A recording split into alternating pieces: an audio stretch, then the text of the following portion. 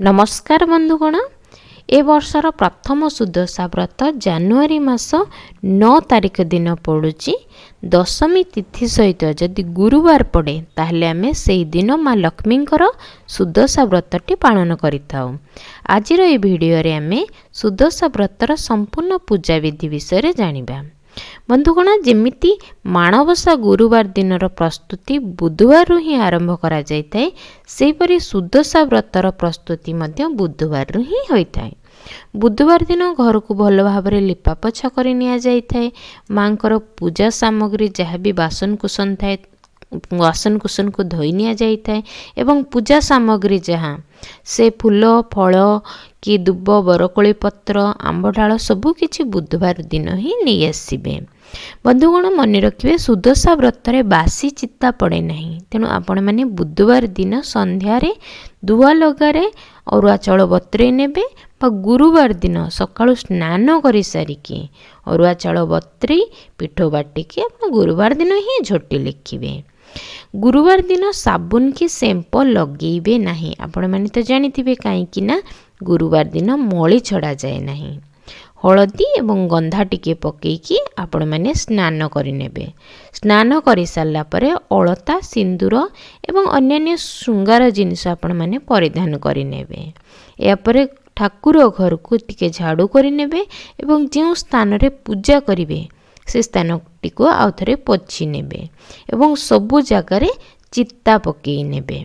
सज चित्ता पड़िबो ना, चित्ता जेते समय सुखिबा लगे से समय भितर आपण माने सर्वप्रथमे वृंदावतींकर पूजा करिनेबे, सूर्य देवता को अर्घ्य प्रदान करनेबे एवं घरर अन्य ठाकुरंकर पूजा मध्य करिनेबे। पूजा स्थान रे जो झोटी पकाइथिबे से झोटी तो सुखी आस्तिबो। सुखी गला परे झोटी रे चंदन सिंदूर देदेबे। स्थानटी को पवित्र करिबा पई पंचामृत टिके सिंचन करनेबे। तापरे आपण माने कलश स्थापन करिवे। कलश स्थापन करिबा पई गोटे पीढ़ा उपरे आपण लाली कपड़ा टे रखिकी टिके शुक्ल धान रखिकी आपण कलश स्थापन करि परिबे बा केवल शुक्ल धान देकी धला धान देकी आपण माने कलश स्थापन करि परिबे। अग्र पूज्य हेउचंती श्री गणेश एवं पंचदेवता को कलश रे स्थापन करने आह्वान करेंगे। जिते बड़े आपण मैंने पूजा आरंभ करुँच सर्वप्रथमे गोटे घीओ दीप आगे लगेबे।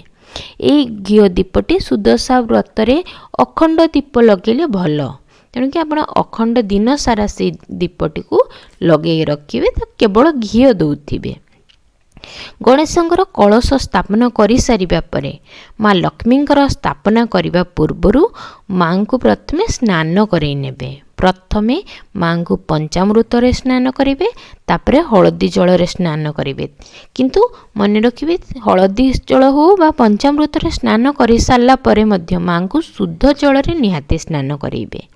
माँ को सहित माँकर वाहन पेचा को मध्य स्नान करि नेबे एवं गोटे नुआ गुआर स्थापना सुदशा व्रत रे होइताए ताकू मध्य पंचामृत एवं हलदी जल रे धोई नेबे। माँ को स्नान करि सारिबा परे भल भावरे माँ को पाटकना रे पोछि नेबे। माँ को पोछि नेला परे सिंदूर चंदन कजल शंखा नूतन वस्त्र चूड़ी एवं समस्त श्रृंगार जिनिस रे माँकर बेश करई नेबे। माँ भारी सुंदर देखा जिबे। पेचा को मध्यम पचिकी चंदन सिंदूर लगेकी नुआ वस्त्र पिंधे देबे। माँकर अति पसंद पद्म फूल दुर्लभा सरिष फूल गेंडू फूल रे माँ को सुसज्जित करिनेबे एवं आपण माने खटुली रे माँकर स्थापन करिवे। माँ का पाखरे तांकर वाहन पेचा को मध्य खटुली रे बसैबे। माँकर कजलपाती सिंदूर एवं तांकर श्रृंगार सामग्री मध्य खटुली रे माँ का सहित रखिबे। सुदशा बही तो थिबो आपण मानकर माँ का पाखरे आ गोटे स्थान रे सुदशा बहीटी रखिबे। माँ को सुसज्जित करि सारिबा परे जो गोटे सुदशा व्रतर पूजा गुआ गोटे रखिबे। तले रखिबे जो गोटे कदली पत्र रे गुआ रखिबे एवं 10 मेंचा हलदी को कदली पत्र रे रखिबे एवं से गुआ एवं जो हलदी उपरे चंदन सिंदूर लगे देबे। पूजा पाई जो हलदी पानी रे କ'ଣ କରିବେ ନା ବ୍ରତକୁ ସର୍ବପ୍ରଥମେ ଧୋଇ ନେବେ। ନୂଆ ବ୍ରତ ତ ଆପଣ ଲଗେଇବେ ନା ପୂଜା ସରିଲା ପରେ, ତ ସେଇ ବ୍ରତକୁ ସର୍ବପ୍ରଥମେ କ'ଣ କରିବେ ହଳଦୀ ପାଣିରେ ବ୍ରତଟିକୁ ଧୋଇ ନେବେ ଏବଂ ଗୋଟେ ପିଙ୍କା ପ୍ରସ୍ତୁତ କରିବେ ବ୍ରତ ସହ ବାନ୍ଧିବା ପାଇଁ। ପିଙ୍କାରେ 10ଟି ଦୁବ, 10ଟି କୋଳିପତ୍ର ଏବଂ 10ଟି ଗୋଟା ଚାଉଳ ଆମର ନିଆଯାଇଥାଏ। ଏହାକୁ କ'ଣ କରିବେ ନା କଦଳୀ ପତ୍ରର ପାନ ଭାଙ୍ଗିଲା ପରେ ମୋଡ଼ି ନେବେ। ଯେଉଁ ବ୍ରତଟି ଧୋଇଥିବେ ଆପଣ ହଳଦୀ ପାଣିରେ ଏବଂ ପିଙ୍କାକୁ ସୁଦଶା ବ୍ରତର ଯେଉଁ ଗୁଆ ରଖିଥିବେ ସେ ଗୁଆ ଉପରେ ରଖିନେବେ। ମାଙ୍କୁ ସୁସଜ୍ଜିତ କରିକି ମାଙ୍କୁ ତ ଆପଣ ସ୍ଥାପନ କରିସାରିଥିବେ। ଏହାପରେ ମାଙ୍କର କ'ଣ କରିବେ ନା ଆଳତୀ କରିବେ। ଅଗ୍ରପୂଜ୍ୟ ହେଉଛନ୍ତି ଶ୍ରୀ ଗଣେଶ। କଳସର ସର୍ବପ୍ରଥମେ ଆପଣମାନେ ଆଳତୀ କରିବେ, ତାପରେ ମା ମହାଲକ୍ଷ୍ମୀଙ୍କର ଆଳତୀ କରିବେ। ହୁଳହୁଳି ଏବଂ ଶଙ୍ଖ ନିହାତି ବଜାଇବେ, କାହିଁକିନା ମା ଲକ୍ଷ୍ମୀଙ୍କର ହୁଳହୁଳି ଏବଂ ଶଙ୍ଖ ଧ୍ୱନି ଅତି ପ୍ରିୟ। ଧୂପ ଦୀପ କର୍ପୂର ଝୁଣାରେ ଆଳତୀ କରିବେ। ଆଳତୀ କରିସାରିଲା ପରେ ଭୋଗ ଅର୍ପଣ କରିବେ। ସକାଳ ଭୋଗରେ 10 ପ୍ରକାରର ଫଳ ଏବଂ ପଣା ମାଙ୍କ ପାଖରେ ଲାଗିଥାଏ। ଏହା ସହିତ ଆପଣମାନେ ମିଠା ମଧ୍ୟ ଲଗେଇ ପାରିବେ। ମନେ ରଖିବେ ସର୍ବପ୍ରଥମେ ଗଣେଶଙ୍କୁ ଭୋଗ ଲଗେଇବେ, କାହିଁକିନା ଗଣେଶ ହେଉଛନ୍ତି ଅଗ୍ରପୂଜ୍ୟ। ସବୁକିଛି କାମରେ ସର୍ବପ୍ରଥମେ ଆମେ ଗଣେଶଙ୍କୁ ହିଁ କରାଯାଇଥାଏ, ଗଣେଶଙ୍କର କାର୍ଯ୍ୟ ହିଁ କରାଯାଇଥାଏ। ତେଣୁକି ଗଣେଶଙ୍କୁ ଆଗେ ଭୋଗ ଲଗେଇବେ, ତାପରେ ମା ଲକ୍ଷ୍ମୀଙ୍କ ପାଖରେ ଭୋଗ ଲଗେଇବେ। ଭୋଗ ଲଗେଇ ସାରିବା ପରେ ଆପଣମାନେ କ'ଣ କରିବେ ନା ପେଚାଙ୍କୁ ମଧ୍ୟ ଭୋଗ ଦେବେ। ଏହାପରେ ସକାଳ ପୂଜା ସମାପ୍ତ ହୋଇଥାଏ।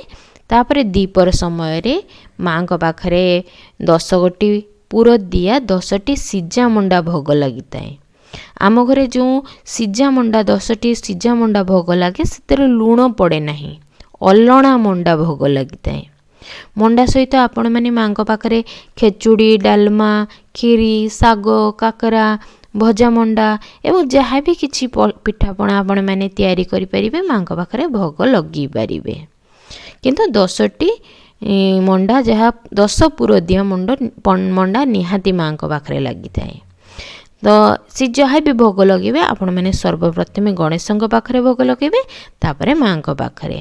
ଗଣେଶଙ୍କ ପାଖରେ 5ଟି ଏବଂ ମାଙ୍କ ପାଖରେ 10ଟି ମଣ୍ଡା ଭୋଗ ଲଗେଇବେ। ଭୋଗ ଲଗେଇ ସାରିବା ପରେ ଘିଅ ଦୀପରେ ଧୂପ କର୍ପୂର ଏବଂ ଝୁଣାରେ ଶ୍ରୀ ଗଣେଶଙ୍କର ଏବଂ ତାପରେ ମା ମହାଲକ୍ଷ୍ମୀଙ୍କର ଆଳତୀ କରିବେ। ଏହାପରେ ଆପଣମାନେ ଯେଉଁ ସୁଦଶା ବହିଟି ଥିବ ମାଙ୍କ ପାଖରେ ସେ ସୁଦଶା ବହିଟିକୁ ସମ୍ପୂର୍ଣ୍ଣ ପଢ଼ିବେ। ପଢ଼ି ସାରିଲା ପରେ ଯେଉଁ ବ୍ରତ ଏବଂ ପିଙ୍କା ରଖିଥିବେ ନା ସେଟାକୁ ଆପଣମାନେ ହାତରେ ବାନ୍ଧିବେ, ହାତରେ ଧାରଣ କରିବେ। ଏହାପରେ ଦ୍ୱିତୀୟ ପ୍ରହରର ଦ୍ୱିପହର ସମୟର ପୂଜା ସମାପ୍ତ ହେଲା। ଆପଣମାନେ ମାଙ୍କ ପାଖରେ ମୁଣ୍ଡିଆ ମାରିକି ପ୍ରଣାମ କରିବେ।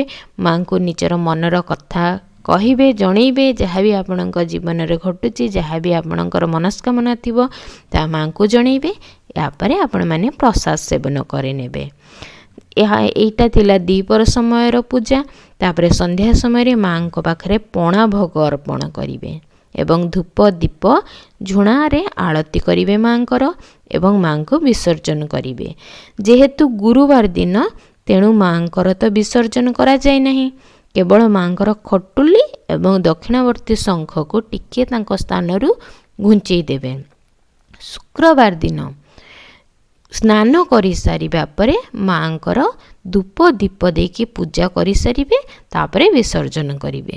ମାଙ୍କ ପାଖରେ ଯେଉଁ ଫୁଲ, ଦୁବ, ବରକୋଳି ପତ୍ର ଆଦି ଲଗେଇଥିବେ ଗୁରୁବାର ଦିନ ତାକୁ ନଦୀ କିମ୍ବା ପୋଖରୀରେ ବିସର୍ଜନ କରିଦେବେ। ମାଙ୍କୁ ତାଙ୍କ ସ୍ଥାନରେ ରଖିସାରିବା ପରେ ମାଙ୍କ ପାଖରେ ଯେଉଁ ଫୁଲ ଲାଗିଥିବ, ଫୁଲ, ଦୁବ, ବରକୋଳି ସବୁ ଜିନିଷ ପଇଡ଼ ଫଇଡ଼ ସେସବୁକୁ ଆପଣମାନେ କ'ଣ କରିବେ ନା ନଦୀ ବା ପୋଖରୀରେ ବିସର୍ଜନ କରିବେ ଏବଂ ଘଟରେ ଏବଂ ଦକ୍ଷିଣାବର୍ତ୍ତୀ ଶଙ୍ଖର ଯେଉଁ ଜଳକୁ ତାକୁ ପକାଇବେନି, ତାକୁ ଘର ଚାରିପଟେ ଆପଣମାନେ ଟିକେ ଟିକେ ସିଞ୍ଚନ କରିଦେବେ ଏବଂ ଘରର ସମସ୍ତ ସଦସ୍ୟ ଯେଉଁମାନେ ଥିବେ ସେମାନଙ୍କୁ ଅଳ୍ପ ଅଳ୍ପ ସେବନ କରିବା ପାଇଁ ଦେବେ। ବନ୍ଧୁଗଣ, ଏପରି ଭାବରେ ମା ଲକ୍ଷ୍ମୀଙ୍କର ସୁଦଶା ବ୍ରତଟି କରାଯାଇଥାଏ। ମା ଲକ୍ଷ୍ମୀ ହେଉଛନ୍ତି ଜଗଜ୍ଜନନୀ। ମା ଆପଣଙ୍କର ସମସ୍ତ ମନସ୍କାମନା ନିଶ୍ଚୟ ପୂରଣ କରିବେ। କିନ୍ତୁ ଆପଣମାନେ କେବଳ ମାଙ୍କୁ ଶ୍ରଦ୍ଧା ଭକ୍ତି ନିଷ୍ଠାର ସହ ପୂଜା କରନ୍ତୁ। ତାଙ୍କୁ ଶ୍ରଦ୍ଧାରେ ନିଜର ମନର କଥା କୁହନ୍ତୁ। ମା ଜଗତଜନନୀ ସବୁ କିଛି ଜାଣିଛନ୍ତି। ସେ ଆପଣମାନଙ୍କର ମନସ୍କାମନା ନିହାତି ପୂର୍ଣ୍ଣ କରିବେ। ଆଶା କରୁଛି ବନ୍ଧୁଗଣ ଭିଡ଼ିଓଟି ଆପଣମାନଙ୍କୁ ଭଲ ଲାଗିଥିବ। ଭିଡ଼ିଓଟିକୁ ଆପଣମାନେ ଲାଇକ୍, ସେୟାର ଏବଂ ଚ୍ୟାନେଲଟିକୁ ସବସ୍କ୍ରାଇବ୍ କରିବା ସହ କମେଣ୍ଟରେ ଜୟ ମା ଲକ୍ଷ୍ମୀ ନିହାତି ଲେଖିଦେବେ। ଧନ୍ୟବାଦ।